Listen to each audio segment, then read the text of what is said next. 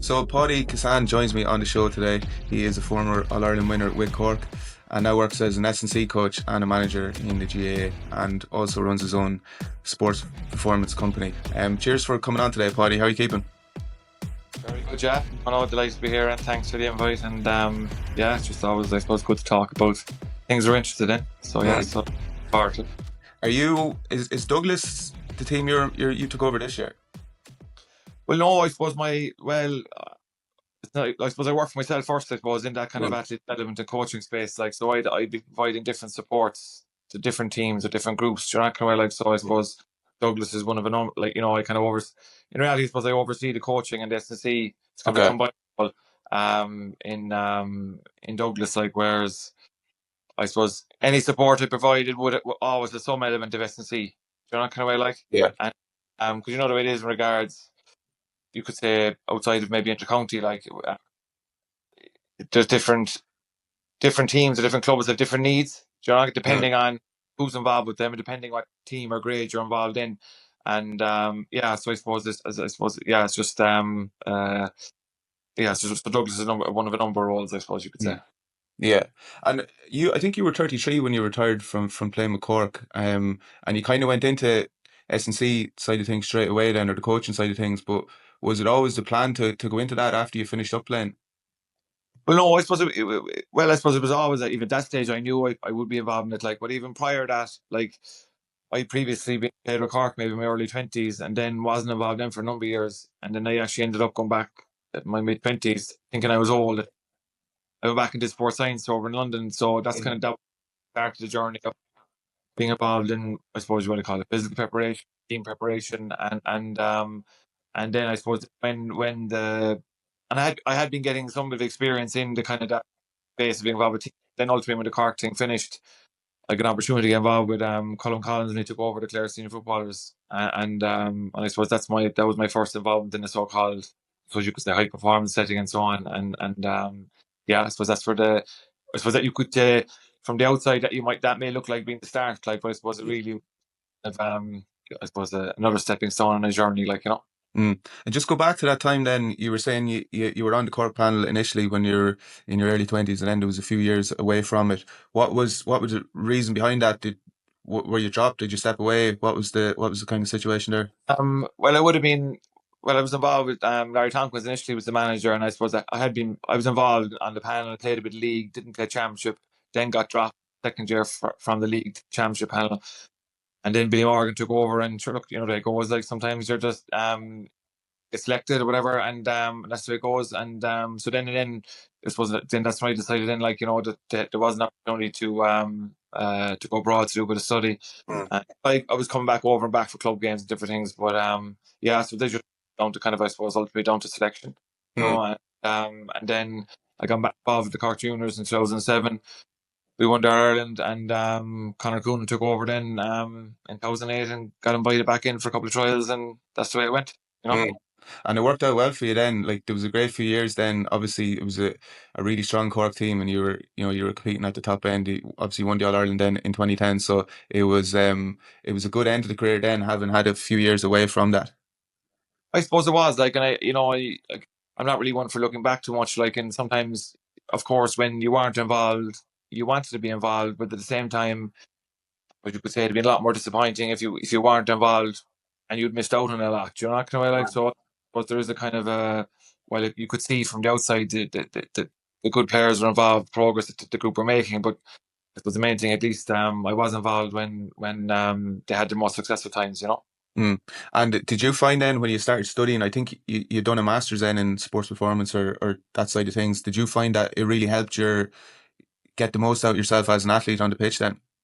Um, But yeah, like at that time, yeah, once that time when that Clare thing happened, I did a kind of a part time masters in joint ignition through the Marys in London, and but then I suppose ultimately I always find is it does you go in there thinking it's going to give you all the answers, like in any kind of course, but ultimately it's just trying to get a greater understanding, but hopefully ask better questions. You're not kind of way, Yeah. like, I think that is the part of it. Like, it's just because just to give you answers, well then, you know what I mean? That's not the point of it. Do you know what kind of way, like?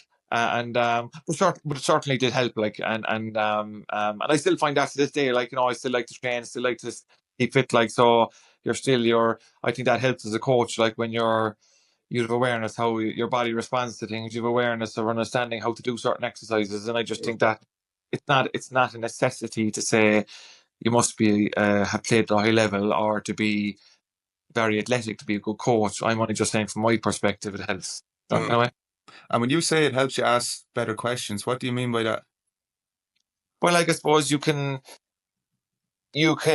understand how it feels. Like, so if you say you might be doing uh, a run, with say, for argument's sake, and you understands what it means to go 100%. You understands what it means to be fast but relaxed. You understand what it means to, you might be inside in the gym and to move a weight with intent. Like, you kind of understand what it means rather than just saying that's what you're meant to do. Do you know that kind Yeah. of way? Like, and ultimately, if you're understanding, you know how to demonstrate something. Like, so if you can demonstrate something, then again, picture paints 1,000 words. So then it's people learn in different ways. So then that's going to help then as well. Yeah, I was just looking back through the list of teams that you've been involved with. So I think you would have had a bit of involvement with London initially when you were over there. Did you do a bit of S&C work or fitness coaching with them?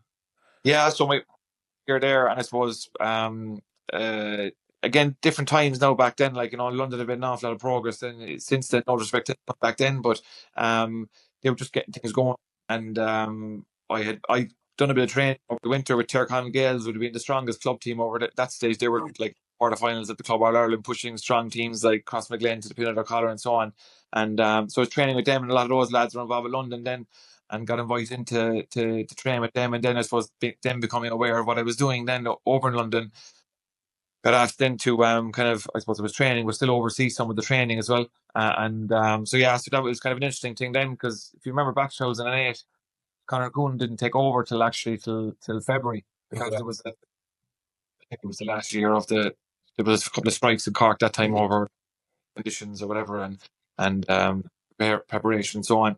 And so that time I was training one helping, assisting and training one team during the week, and coming home then to play with another team at the weekend. Yeah. So that was an unusual dynamic, but yeah, but that was it. Look, you look back then, you kind of, sure, you're the same. If you look back at stuff you did back then, you might look back now and say, "Crikey, what was I doing?" Like, but sometimes you're younger, we can fall into a habit of just, we do something because we saw someone else doing it, Mm, rather than necessarily doing it because we understand why it's being done.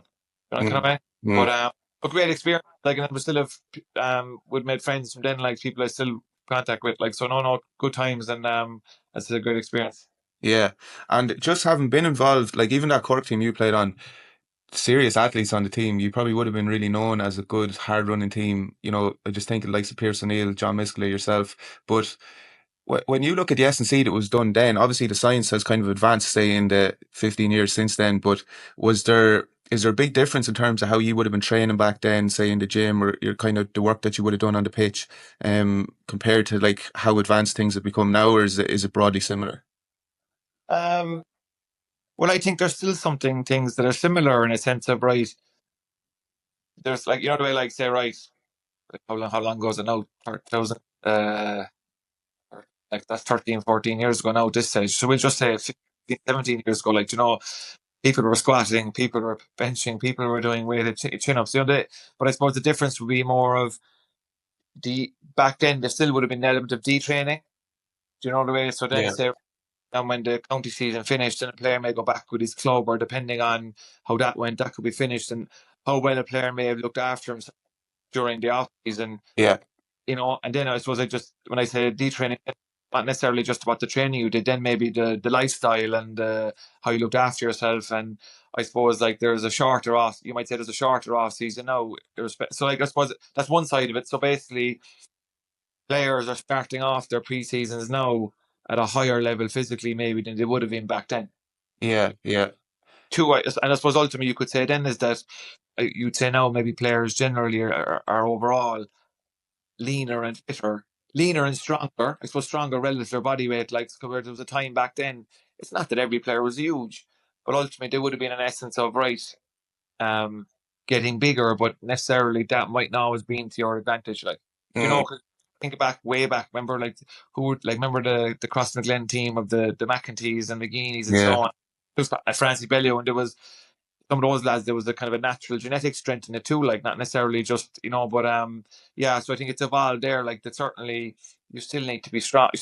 You still to some players need to physically fill out and get but ultimately it's about players are kind of overall because that lack of less of an off season and training, players are physically at a stronger level.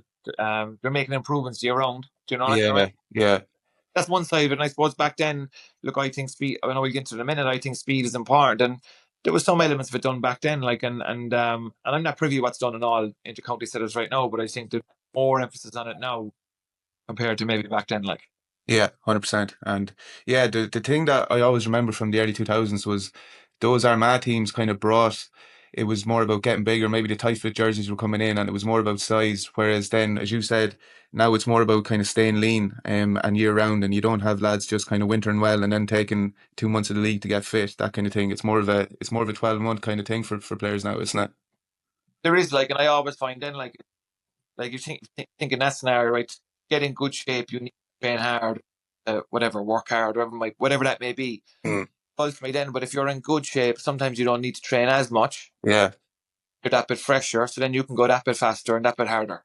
yeah, Yeah, I know that sounds very simple now, like in a way, like, but that's the way it kind of sometimes where some if you're in poor condition, you keep chasing fitness and keep needing to get working, then it's sometimes I think it's very hard to be at your optimum, like you know. yeah. And I'd be interested as well. I know just from playing club football, say 10 years ago, you were probably training harder in the sense that like you could play a game on a Friday night and then you're on the pitch Sunday and you're doing it could be a heavy enough session again. Whereas now there's probably more of a realization that you need to recover better. There's more focus on mobility, that kind of thing.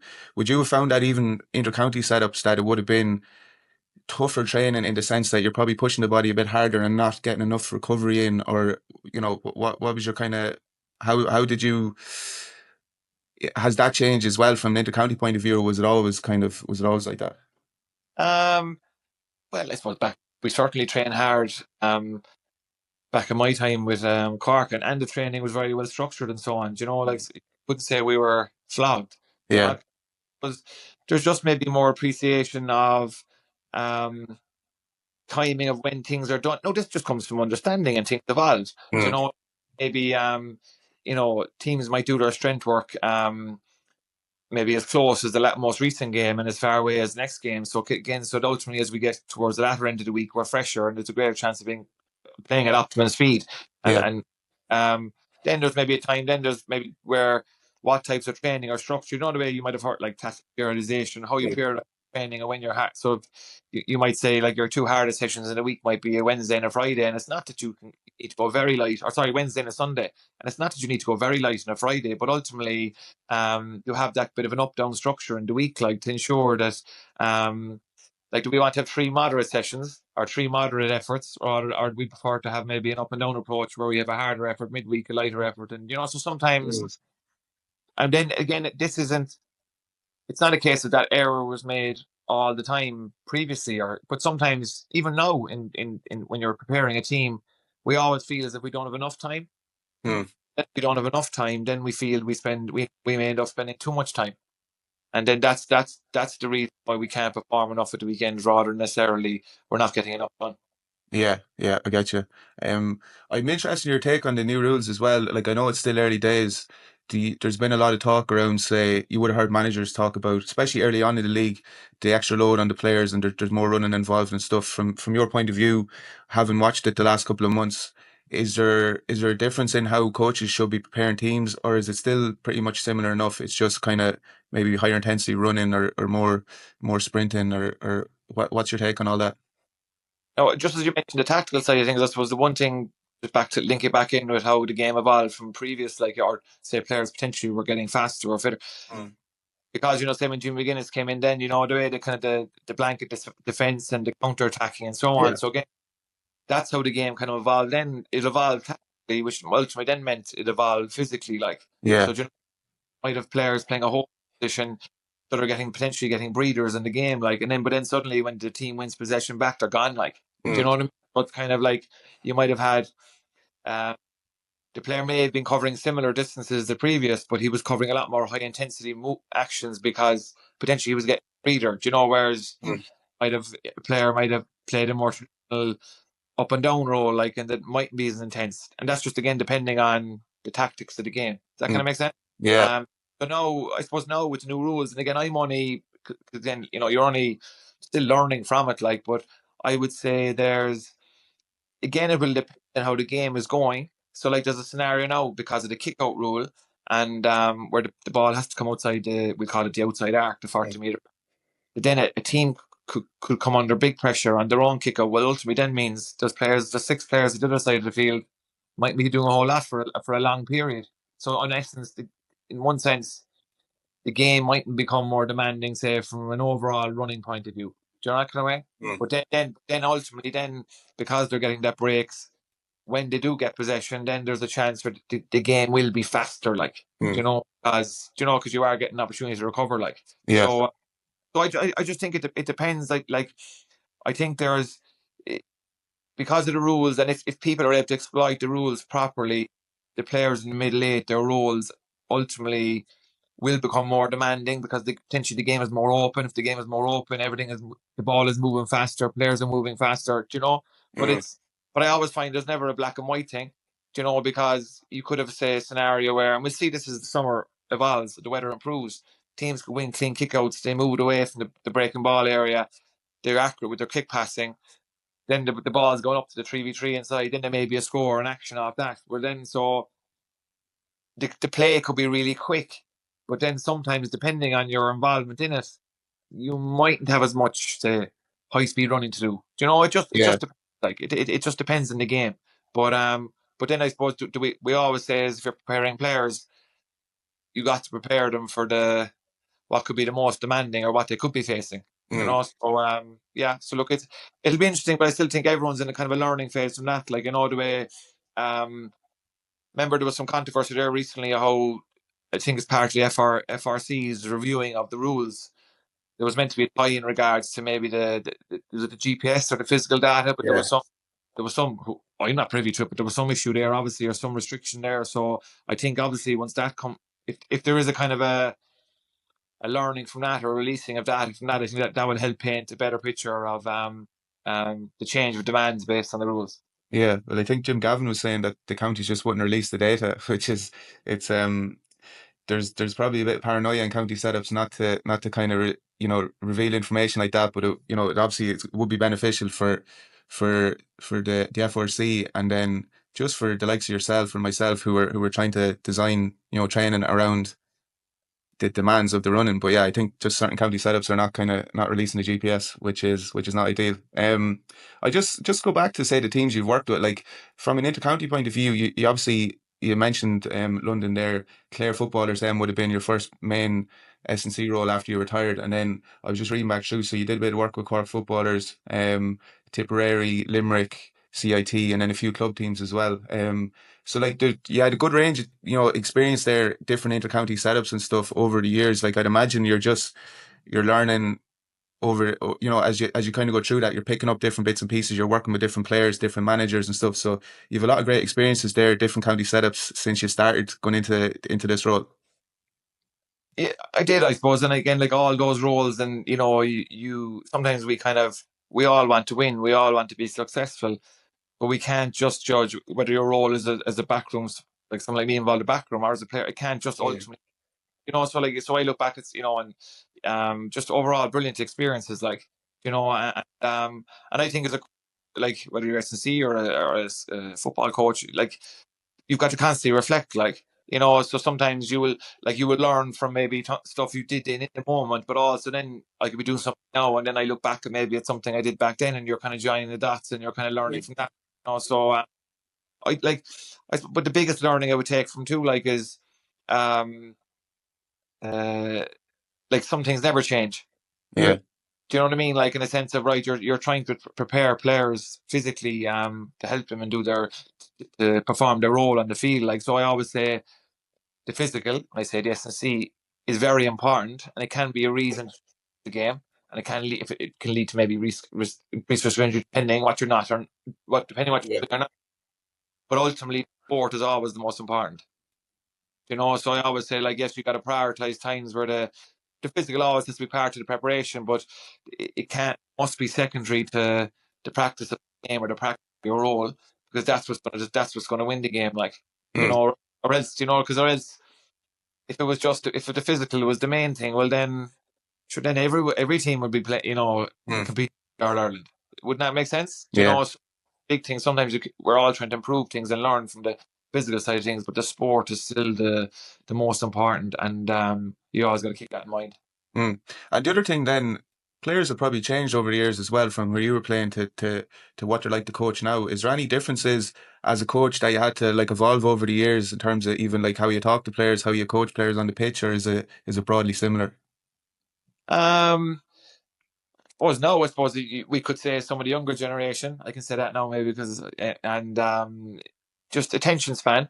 Mm, So I think you've got, and again, this isn't like, do I always get this right? No, but I think you just have to be really on point if you're giving feedback to what you're giving, and you get really on point. Maybe if there's something regards an exercise or a game, but you've got to just be really really on point with it. But then at the same time, I think you know whether you're giving something positive or you're being constructive, the players know you're being genuine in your approach, and you're being kind of fair in your approach. I think then it doesn't matter whether to uh that was 10, 15 years ago or now. I mm. think that's something I value an awful lot. Like I think that's something that then is it's the same, like, but definitely just regards being on point, because you see it's just the phone generation, isn't it? Yeah, You know we're constantly flicking to something else or moving to something else, like, so if you're giving this big long oration about something, like, well then the message is probably lost, like, you know yeah, yeah. Attention spans are definitely down. Just on your own company then, like, is that something that you balance then with coaching teams? How does that look for you then? I know you do one-on-one stuff as well, don't you? I do, like, now a big look. I must say, look, a big portion of my time is made up of being involved in that team setting. Like, but then also, like, there's a team setting. When you're there, like I'm involved there now. With say, like, as well with the Kenmare senior footballers, and I do a bit down with Galty Gales there in Limerick. So I'm around. I'm just sort of the travel element of it. So like, there's time when you're there, there's time when you're traveling, and there's time when you're preparation. And then also then there's obviously you could say the flexibility of S&C, depending on what a group, or say like a manager or a coach of a certain team might have a certain skill set. And what you're doing then as an S&C coach is, right, you're not necessarily there all the time, but you're trying to fill the gaps based on what they're able to do or based on what they need. So then so outside of the time being there, the time traveling, then you've that prep and that consultation and communication with those people Mm, to sure. Then is it perfect? Is it no? Because perfect scenario would be that you're like you're there all the time, but yeah, that's not reality, and ultimately that's not a kind of a that doesn't necessarily work from a club point of view. So yeah, sorry, but back to your question, like that's where a lot of my time moved. But then outside of that, then I would do one to one work as well, like particularly just around the area of athletic development, mm, because I always find it's something that um at all ages, you think about, again, I said a while ago, yes, the football, hurling, it's the most important, but sometimes we can be with young players and they're doing so much of it. Like, the GAA, the structures have improved now and different things, but some of young players, they're playing morning, noon, and night. Like, sometimes the structure, and then they don't get enough time for that physical development. Or the club coach is down on the pitch on a Tuesday night, and yes, we know the football has more, but like, it's like just let's get this warm up out of the way so we can do the mm, football. yeah, Suddenly then with just a bit more structure. It's not you can't have the ball in the warm up, but just a bit more structure and a bit right. And again, I know we use the word microdosing, but if we know, like, we're going to be doing 14 warm ups over the next month, well, then is there something that's 14 times the repetition of something that might help that player physically? Well, then that's a win-win as far as I'm concerned. Like, so yeah. So look, that's yeah. So that's something I just regard. So like, if players aren't getting something from a team or group point of view, then I try and help them along in that journey. yeah. I get you. And yeah, I want to get onto the speed side of things, but just before I do, like I've started coaching a couple of club teams at the moment, and the like what you said there, the planning side of things is one of the biggest time things that take your time up, isn't it? Like, how far in advance would you plan a training block? I know things tend to change then once you get into it, but do you tend to block out, say, 6 weeks, 8 weeks in advance, and kind of work off that in terms of like what you're doing on the gym, on the pitch? Do you plan even further beyond that, or what's your process like in terms of just planning out an S&C block for a team? Well, I think it's I find it's easier. Well, first of all, you agree a structure with all the different people involved regards to just your general schedule. Do you Mm. know, whereas you might, whether that's two on the pitch or two in the gym or three on the pitch, and ultimately in pre-season anyway, you're dictated by your competition. So for me, if your competition, whether that's a challenge game, a league, whenever that starts, Yeah. then the further that is away, the easier it is to be more gradual in your reintroduction to training, whatever that is. So ultimately still at club level compared to county. I mentioned earlier on at club level, county level about detraining previously. So, but there still is, as much as there's unbelievably dedicated players at club level look after themselves, there still is a detraining element in a certain section of players too, even at the high level. So then you always got to be conscious of that. So so knowing agreeing when you're training. So that's ultimately where you are, as I said, whether it is two pitch or two gym or whether and so on. And Mm. once you agreement of that, then it's kind of, and that's over initially. You'd say you might have 6 weeks to your first competition, and then you're kind of you're filling in the components then around that of what needs to be done. But then there's different. You could be involved with a dual club, and suddenly then there's football components you fill Yeah. in and hurling components, and then so. But I'd always say you have a guide, or like say you might say I might value saying I need to get some high speed running in, and I might value then I might do some form of maybe intensive tempo running and so on, Mm. and but I might have a guide of what I want to do, but then I might like, will I definitely set in stone the exact prescription for that? But that's more of a rolling from week to week, because Yeah.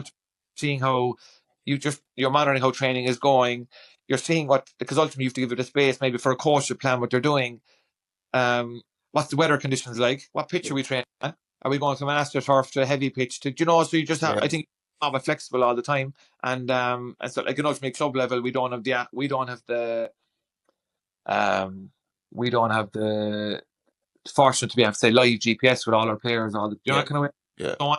So yeah. So but the best way to summarize it, having a guide, but also like someone said to me years ago, the best plan is the one written in pencil. Okay. Yeah.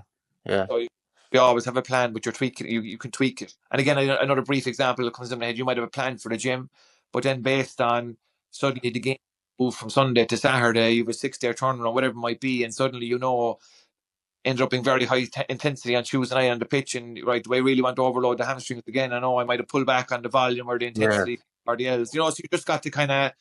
And I always find as a coach, like, you know, one exercise doesn't make an athlete or make a team. It's what you do over a period of time. Mm. Consistent, the good things over a block or a phase, over a year, over a season. So then if you're buying into that, then it's easy then to make the decision, right? We always we'll pull back tonight and we can push it again the next week. Do you know Yeah. what kind of? Whereas, as I said, if you're a bit ad hoc in your approach, well, then that it just becomes a lot harder then, like, because you never feel like you're getting enough done.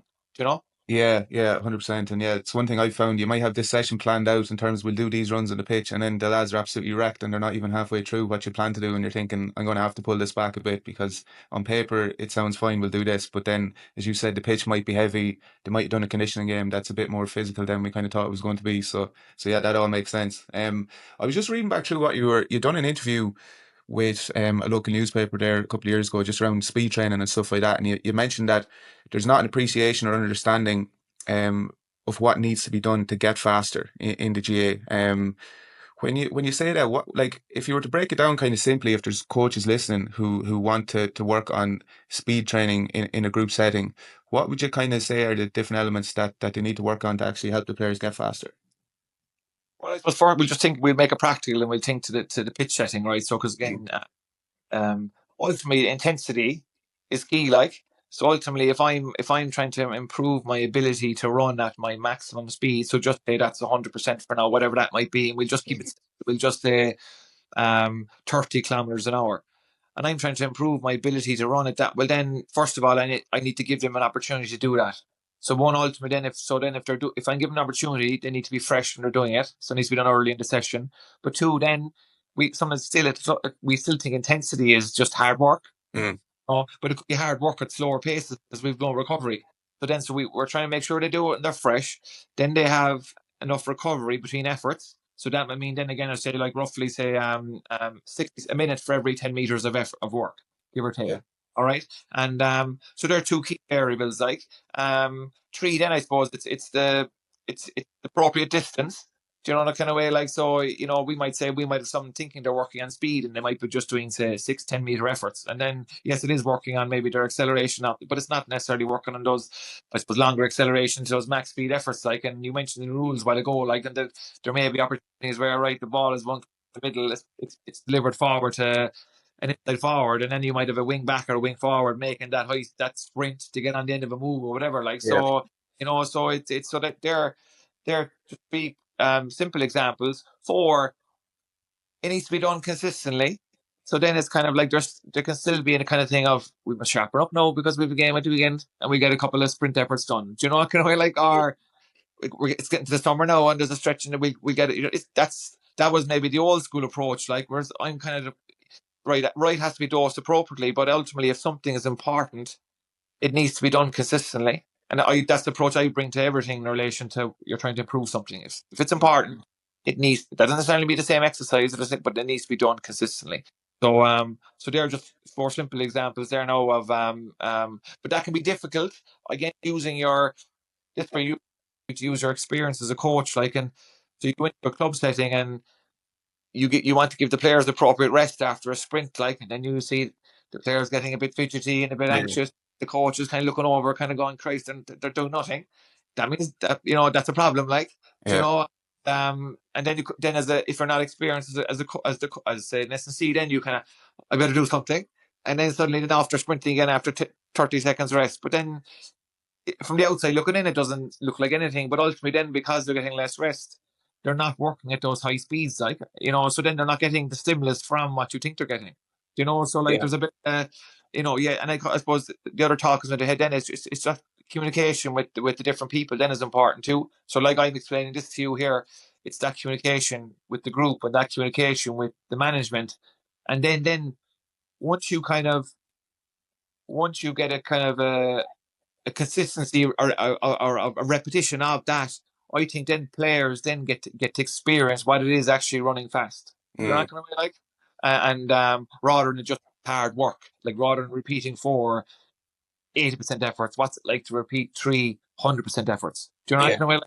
And then I think then you get kind of you over time, then you get buy-in then as well from that, like.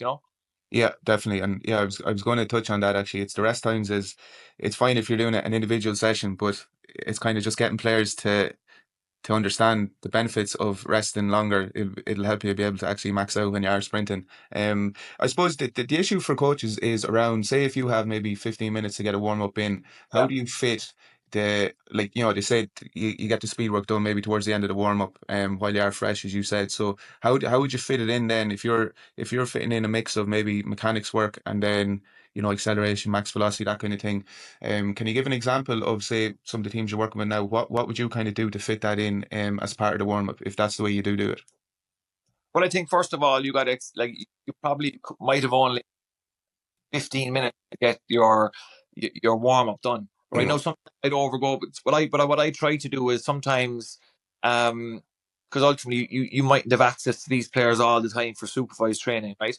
So I always find is irrespective of what is done in the warm up, I'd always like some bit of ball work to be done before they go. Now Okay. again, communication with the coach, and that's only something for a couple of minutes, just something to bridge the gap, because so that I don't know, and that's just something I find works well like this, rather than kind of you're building and building gradually to warm up, and next, and then you go straight into the sprints. I find that you're gradually building intensity and pace in the warm up, but then you're kind of just bridging it another bit by doing that bit of work, doing that bit of kind of not necessarily we call it flat out football work or flat out, but just busy, like, Mm. and I think that, and just that it gives them a little break then. So then when you come back to do it, there's just you're kind of mentally, then you're isolating the speed work too, like, so it's kind of, you're Yeah. nearly putting more importance to it rather than it just being something that's at the end of the warm up. Do you know Yeah. that kind Yeah. of, it's nearly just a couple of runs to get us warmed up. So that no, that's something that I find helpful, and I just find, yeah, I just feel that players are maybe physically and mentally more ready for the speed. The one thing with that, you have to accept you can't spend half an hour doing it. Mm. Um, so then you've got to be really organised and on point in what you do in your warm up. So that sometimes as a coach, and me included, sometimes we can be guilty of trying to, I got to change up the warm up and I got to make it more for variety and yes, at times you do need to look to progress the players, but if you just have variety for the sake of variety, then players aren't familiar with what they're doing, and sometimes you can be take too long demonstrating, and then suddenly the warm up can take too long, and then suddenly because they're not sure what they're doing, they're not warming up properly to what you want them to do. So then I sometimes feel you need a consistency in your warm up so that there's then the less coaching, it takes less time, and then you can afford to have that rest time around the speed work so that no one's getting anxious or whatever that we're kind of doing Yeah, nothing for 2 minutes, like different efforts. Does that kind of yeah, make sense? that makes Uh, sense. Yeah, um, and again, all this comes back to then like if you're doing this consistently. So again, you can't improve anything in one night. Well, then it's easier to kind of buy into that model. Now, I suppose there's context to everything. Then also, if you know what you're building towards, you don't come in the first day of preseason and let's go, lads, we're going flat out over 30, 40 meters. mm, No, it's not that everyone's going to break down, but ultimately, some players in our team haven't done that for a period of time. So that's the risk. If you're not used to something, it's a risk of injury. So mm, ultimately, you're building more gradual to your preseason initially, and that allows you to have more time because ultimately, the coaches do get a bit more time in preseason, maybe to kind of work on that physical. So then when the football becomes priority, you've things embedded so that then it's just everyone can be more efficient when it comes to doing that kind of 15-minute warm up. That kind of makes sense? yeah, yeah. That's interesting as well. Yeah, because I would probably have been kind of guilty of trying to always keep the warm ups fresh and trying to always come up with new stuff. But as you said, it kind of makes sense just to have something that shortens the time players are used to. They don't have to think about what they're doing. It's a routine there as well. Would you have a few different warm ups then that you would generally run through? Is there one match day warm up that you would always do to fit in all this stuff? Um, but generally, I would have a kind of we call it an athletic warm up, something that I would feel should be done irrespective of whether it is a pitch session or a match day. Like, you're not going to like. But then I would tweak it slightly at times. But then I would say, but if there's something that's important, well, then if I have something regards um, lunging or something regards hip mobility or something, I want it in there regularly. Like, Mm, and the players understand why it's there regularly. yeah. Oh, whereas I don't want to be changing things up for a match, like, even but again, the same. You're always, and again, me as a coach, you're still reviewing things and could I tweak this or tweak that? You're not going to like, but no, I'm big in the approach of consistency because that's what, like, you think about as I say back to, if I'm doing something consistently, I get a chance of improving it, doing it well. And if you look at any kind of maybe players you're working with or fast athletes, they do a lot of things well. So whether they're hopping, they're skipping, they're jumping, they're sprinting, obviously, they're fast, they do things well. So then so when we're doing exercises, like I want to make it look easy, whatever it is, like, it's Mm, not hard all the time. No, again, you can progress things, but not just. Why do we want players doing exercises and they look like they're lost and they're off balance and no yeah. cord? That's not being athletic. Even though you must you must at times change things just to challenge them and overload. But sometimes we feel, oh, that was a great warm up. No, because I did A, B, and C, rather than looking at how are they doing it and are they Yeah. improving. And whereas if I've you know, just for a player, there's all different types of skips you can like. But if I can have a player performing that with coordination and applying force into the ground and etc. Well, then with need right, there's different things you need for sprinting. Well, then that's giving him a greater chance. I can see he can get into the right positions and he's Mm, coordinated. So then when it comes to the sprint efforts a few minutes later, there's a greater chance then that he will get into the right positions when it comes to sprinting. yeah, yeah, that makes perfect sense. Could you just give me a kind of a quick run through of say your athletic warm up? What would you be looking to hit over that warm up? Well, the big part of the start, well, at once, and again, you may need to spend more time early in the year because it's cold. We thought called getting warm, like, Yeah. But ultimately, a lot of focus on hip mobility. You Okay. know, we're all familiar with different versions of like a world's greatest stretch or a Mm, Spider-Man, but all big support or big emphasis on lunging, lateral lunge, forward lunging, reverse lunging, walking lunging, everything. Like I always say, like if you can't lunge like that's, and it's not just get happy to get them done, but through ranges. because again, you think you when you're doing them properly, you're getting into similar ranges and positions that you'll need to do, whether you're accelerating, whether you're getting up to max speed.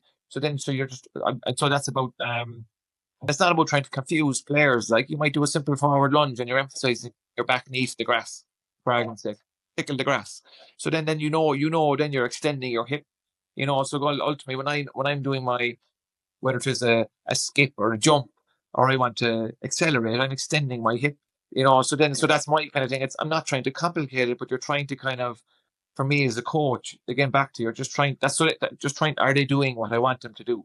Yeah. Are they that I feel is important regarding sprinting? So that's one thing. So a big with a big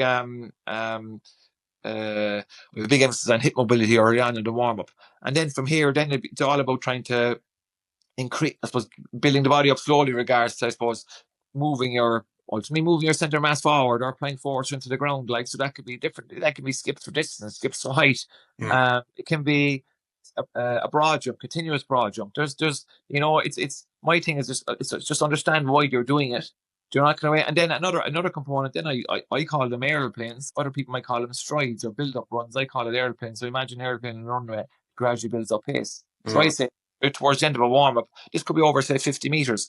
You're gradually going through the gears, building up to those. We'll say up to even 80-90% efforts. And Yeah. again, so then what am I trying to do? At a slightly lower pace and a slightly controlled pace, you're still trying to get players into the right position. They will do a few minutes later. So I always find then, no matter what exercise, of all the exercises I mentioned there, if you can't do it slow, you won't do it quick. Yeah. Obviously, then, so you're looking at players performing exercises, slow it down. So that might mean that you could be doing a lunge, you could be doing a split squat statically on the spot. Do you know, Yeah. doing an A skip or a skip. We do it slow first. Show me that you can do it you can the right positions. You have rhythm, you have coordination, and then we look to speed it up. So that's like, isn't think about everything in life. When you think back to when you learned to kick a ball, you were there, head, hands, feet, doing it statically on the spot. Then once you learned the key components of it, then you did it faster, and then over time you did it without thinking. So I'd be kind of that way, like, is that you learn to do it slowly first. Then once you know what to do it, you speed it up. And then when it comes to the speed, I'm not one for giving loads of cues when it comes to the sprint efforts. You just go at it, like, Mm. so so rather than trying to overload the athlete with information, and then that's more of a distraction, and potentially interfering with their ability to do the right intensity. Like. Mm. Yeah. Yeah, that's really interesting. Just the last one for you, because you've been great with your time. If if if I was an individual player, say, trying to work on speed, trying to get faster, and maybe the team sessions weren't really covering that, maybe I'm working with a club team and we're just not really hitting max speed or acceleration or stuff, or even in the gym, what kind of stuff would you encourage a player to work on themselves in the gym? Like, say, obviously lifting heavy is important, but then there's probably more explosive type things in the gym, their own individual speed work they could be doing outside of club training. What would you advise a player in that sort of scenario?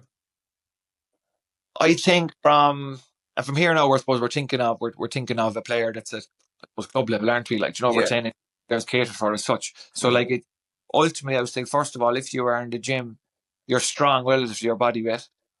Because ultimately, right, think about sprinting, like you're applying a force into the ground. So ultimately, you want a strong muscle. You're applying a force. So Mm. then you need to be strong relative to your body weight. Like, so it's going to be easier to move your body and your play. So that's the key part. Then um because ultimately you're moving your body forward, like your hips or your center mass. So then the second thing is to get in the right positions that don't while we're trying to get stronger, don't sacrifice range for load, Okay. right? So that's the thing. Then, it's a key thing. And again, it's not that you can't do a partial range movement at different, but we're not. A lot of players aren't at that stage. Do you know what I mean? Like, they full body movements over full range. Three, I know there's loads of things like three. I know I'm starting off in the gym, like, but no matter what exercise, there's always an intent to move. There's always an aim to move something with intent, even though I mightn't feel that quick. So what am I doing? If I'm in my brain, I'm sending a message to activate that muscle fiber or that as quick as possible, like, and but that's what you're going to do when you're out in the field. You're looking to sprint and you're looking to accelerate. Or looking, so it's the same. You always find you join the dots, like you're trying to building habits from the gym to the pitch. Mm. And then I suppose if you're that's one just an example of the gym, right? Because I find a lot of players would be don't have enough focus on what they're doing, so there's not enough intent. they're maybe not valuing range of motion, and they're not strong relative to their body weight. So I could give you 10, but there I'm just saying you're Yeah, asking me what I think are important. Um, Second thing, then I suppose outside of your speed, so ultimately we've got to be careful of when, because we don't have control over the schedule. yeah, So get players doing their sprint training when they're fresh, and sometimes it's not quite possible to fit in another session outside of their club schedule. So I always find is get down to the pitch that bit earlier, mm, and I know that might mean um, you may have to do two kind of athletic warm-ups, but that's not going to end it. Or particularly maybe if you know your Friday night session is going to be a bit shorter, well then that's the optimum time. Do you yeah, know, like, but I this is what I would encourage even younger players that come to me, like some one-to-one work, like, is that, and don't like I called it airplanes a while ago, like regards get used to running fast and relaxed at kind of a 90% effort, like do that before club training. Do you know, like, so that's where, so it's not, and again, like, the key here is if you know what you're doing, start repeating it consistently, then it's no reason why you can't get that done for 12, 15 minutes below on the pitch before training. Like, mm, now, then someone might, sure, you could argue with me then, but he should be practicing shooting and he should be put, I'm not sure, good argument. But ultimately, if the player wants to prioritize it, he feels he needs to work on his speed, well, then I'm just giving you a solution how that could work. Do you mm, know, yeah, so I think you got to be careful. It's not because you know the way yourself, like, it's not a case of let's do it on Thursday, but then you might train hard with a team on Wednesday. Do you know yeah, what I mean? Like, so I always try and encourage, could in the in season club season period, could you kind of fit it alongside uh club training? The other thing I would say then does it's not that if your club coach could be doing speed training, but then sometimes players are in errors that, right, sometimes we might have create a race, like say I race you in a race to mm, increase potentially the intensity of the sprint. All right. But then what happens a lot of time, then if I feel you're beating me after 5 meters, I don't even finish the run to 12 or 13 meters, whatever the run might be. yeah, I kind of have to up and I don't commit to it. So sometimes again you think as a coach, so this is just probably first as a coach, you watch, are they doing what you want to do? All right. Don't just do what you think they're doing. All right.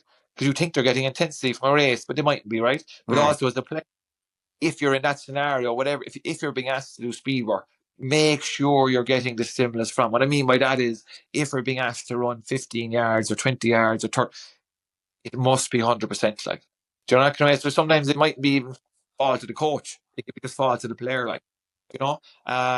So they're just look. There's some, but then I suppose the third part of all this is we can do all the physical work, but then every time Johnny gets the ball, he doesn't get his head up when he takes a play of the ball and he slows the bloody thing down. Well, then he's never going to take advantage of his physical attributes. Do you know? So we still got to be conscious of how we join the dots from the physical to the sport or the football. yeah. That kind of makes sense. Yeah, 100%. Yeah. Yeah, Paudie, listen, that was top class now, I think, around the speed side of things and the warm ups there. I wasn't expecting to get so kind of deep into the warm ups, but I think that was really interesting as well. And I think this side of things, especially around the speed work, is something that it's still developing, and I think players have recognised and coaches have recognised how important it is in the game now. So that was really interesting, and thanks a million for coming on. No bother. It was a pleasure. All right.